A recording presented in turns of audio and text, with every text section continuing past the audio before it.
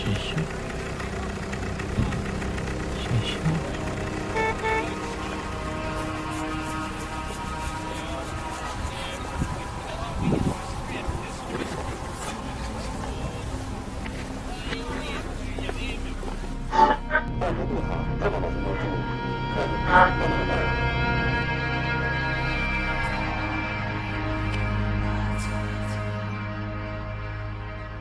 When 7-year-old Huang Yang handed in his school project, writing that when he grew up, he wanted to be an assassin.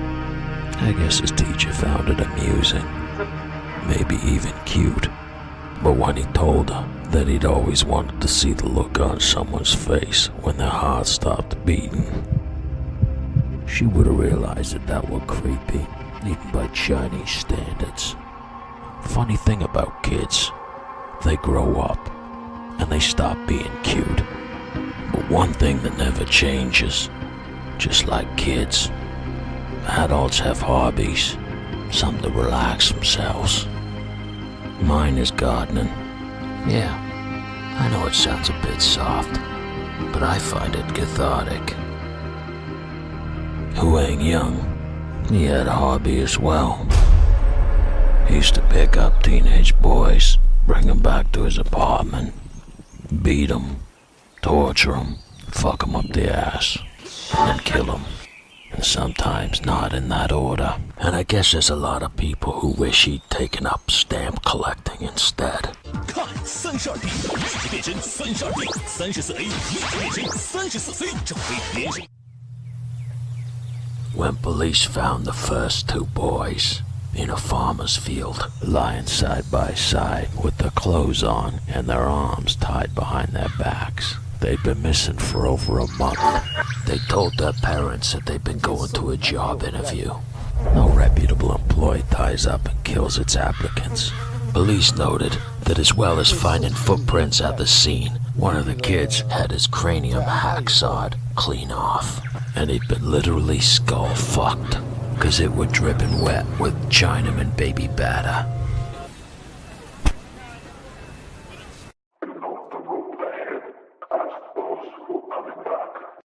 Commie cops were now faced with the task of putting a positive spin on two dead teens, and they're not known for being the most creative of types. So they told the papers it were just two homosexual lovers sore at each other, and it just got out of hand. But they never managed to tell how they both tied their hands behind their backs. I guess homosexuals are flexible. And I guess the police covering it up were a positive affirmation to Huang Yang to continue doing what he was doing. So he headed back out to the killing fields, metaphorically speaking, going to a poverty-stricken area, offering work. Bees to honey, one may say. 18-year-old Sung Yang must have been pretty hungry for a meal when he got into Young's car and agreed to go back to his house with the promise of a meal and the equivalent of $2 if he helped move an old refrigerator out into the backyard.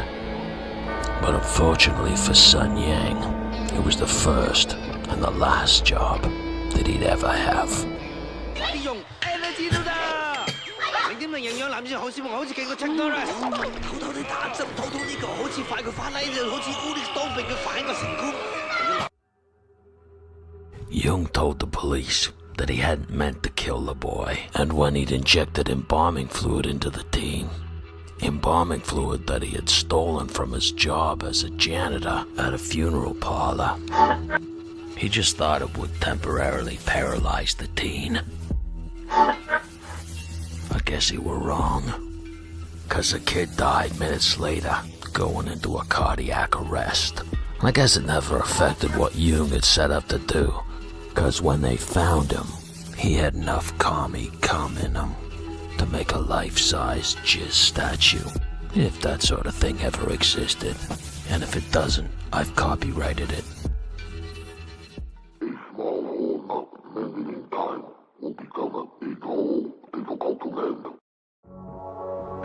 When morning staff found the kid's body on the doorstep of McDonald's, and called the police. I guess everybody had to come to a reality. With 3 now confirmed dead and 3 times that many missing, the papers made it official. There were a serial killer on the streets, probably Chinese. But with 1.379 billion Chinamen roaming the streets, I don't think Jung were too worried about being recognized when the hunger came calling. A hunger that he had to obey. Because a week later, he headed out to the arcades, where he could find a never-ending supply of homeless kids. Ass pussy to order, some may say. And that's where he met 17-year-old Yao Ming. Guess the promise of a meal at McDonald's, porn, and PlayStation were too much of a temptation to turn down.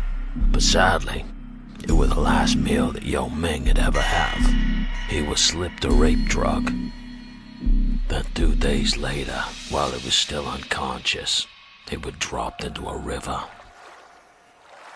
A child's life is like a piece of paper which every person leaves a mark. It was 3 years to the day after the first of 24 teenagers had gone missing when 16-year-old Zhang Li walked into police headquarters telling a tale about how he'd been kidnapped, held captive for 4 days, at which time he'd been tied up to a table, injected with embalming fluid, and repeatedly raped.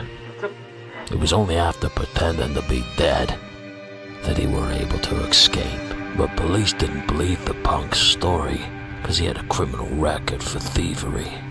But it was the part of the story about embalming fluid that made him take note. Embalming fluid that they'd found traces of in 3 other dead teens. So they decided to humor the juvenile delinquent, and what they found shocked even the most hardest commie cop.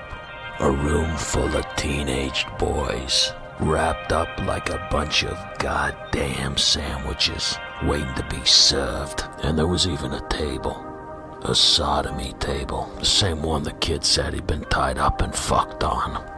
And to back up his story, police found semen and feces all over it. Enough to make a birthday cake. Although I don't know why you'd want to do that.